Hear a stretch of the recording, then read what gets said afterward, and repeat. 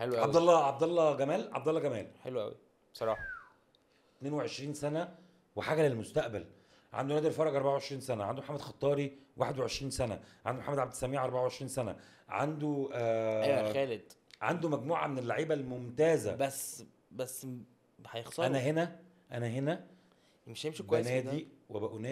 بنادي وبقى اناشد اي مستثمر او شركه او اي حاجه تدخل تنقذ الموقف في الاسماعيلي قبل فتره الانتقالات. هقول لك على حاجه طب ليه؟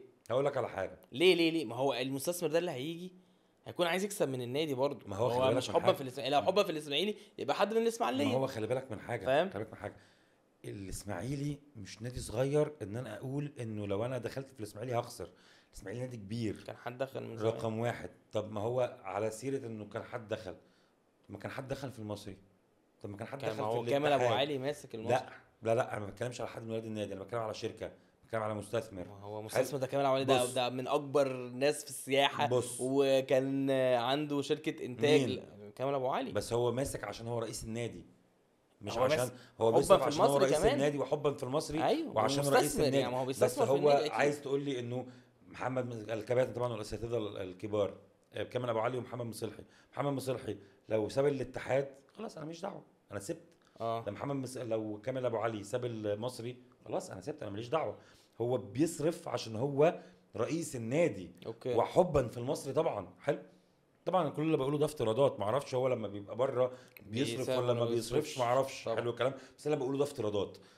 لا اللي المطلوب انه في مستثمر زي البنك الاهلي ما راح اشترى فرقه، زي بيراميدز ما راح اشترت فرقه، زي اسمه ايه كان في فرقه يعني زي عامل لما الاسيوطي عمل بالظبط كده. وجه بقى لتركي وتركي ما دلوقتي. هو لما قلت بيراميدز راح اشترت فرقه ما هي كانت الاسيوطي. بيراميدز راحت اشترتها. طب ليه ما راحوش اشتروا الاسماعيلي؟ اكيد في حاجه. ليه ما بيروحوش يشتروا الانديه الجماهيريه؟ ما انت لما تقول لي بيشتروا انديه شركات فقط، هنا لازم اقول هم ليه احنا ما بنشتريش الانديه الجماهيريه؟ ليه ما شفتش مستثمر راح اشترى المصري؟ بقول لك شفت بقى التوتر والعصبيه عملوا فيا ايه. ماشي خليك بقى معايا واحده واحده. ليه دلوقتي؟ قبل كده ما كانش فيه مستثمرين بيدخلوا في الانديه الشعبيه. حلو الكلام. السؤال ليه ما فيش مستثمر يجي يحط فلوسه في نادي الاسماعيلي، في نادي المصري، في نادي الاتحاد، في نادي غزل المحله، في نادي بلديه المحله، في الدوري الدرجه الثانيه، في نادي طنطا، عشان الانديه دي هي اللي تصعد فيبقى في انديه جماهيريه في الدوري الممتاز.